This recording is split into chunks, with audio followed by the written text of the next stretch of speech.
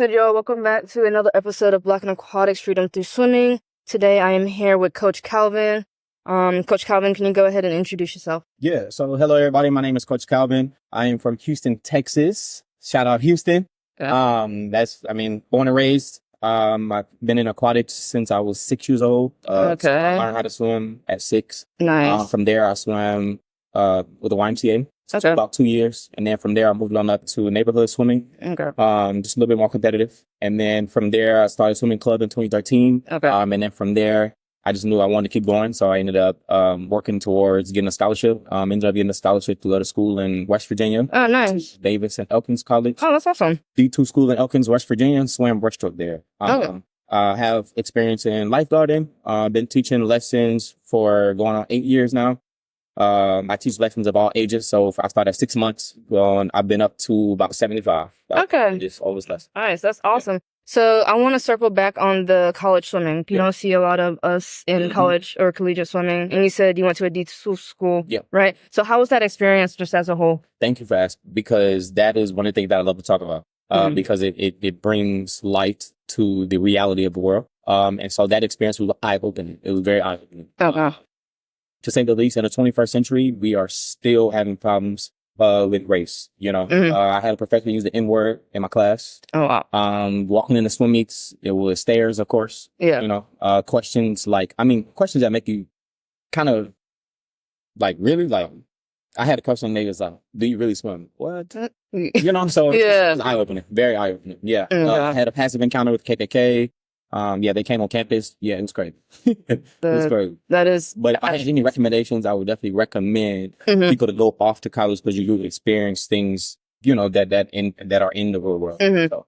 Do you recommend, obviously, I'm a big proponent of education, recommend college. It's good to stay in your own city, in the city that you grew up. Would you recommend just going off to other places? If you can, especially if you have the opportunity, say with the scholarship? Absolutely. I would. And because I learned so much more about myself and about the real world than I truly did in college. Coming from an educational standpoint, yes, I learned what I was supposed to learn. I studied fitness, nutrition, went to school to originally be a physical therapist, but the outside factors, so understanding your strengths, your weaknesses, having to do things on your own. Yeah. Because you still have access if you're in the same city. Yeah. And this is just what I learned from going off to school. I was just going off to swim, but within that, I learned so much more. Because your social setting, I'm pretty sure, was a lot different from Houston, absolutely. So we had to adapt, and like I said, it was predominantly white, 3% black. So the adaptation was huge. Yeah.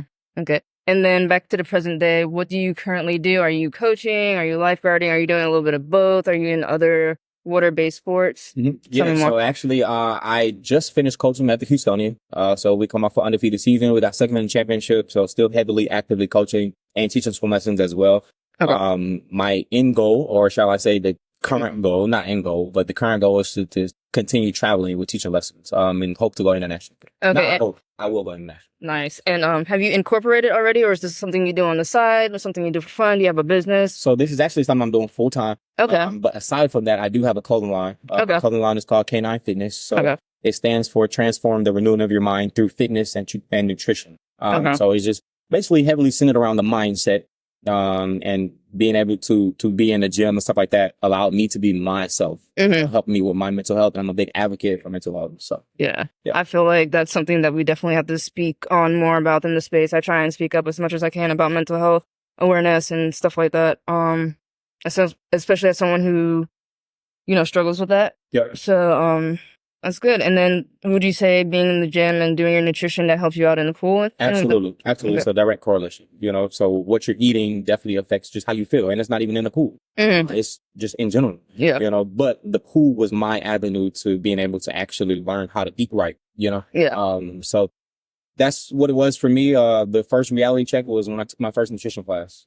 And that's when I learned that the correlation definitely, is there. It's there. Absolutely. Okay, and I think that's pretty much all I have. Do you have any questions for me, or if there's anything else you want to put out there and let the people know? I would say in conclusion, just to continue to stay aligned with your goals.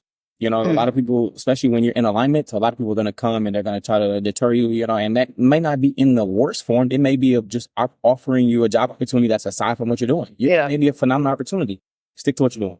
Yeah. Stay focused, you know, and your goals, and don't be so result driven. Mhm. Because if you outwork the goals that you had for yourself, you know, with the results will be bigger, you know. So Mhm.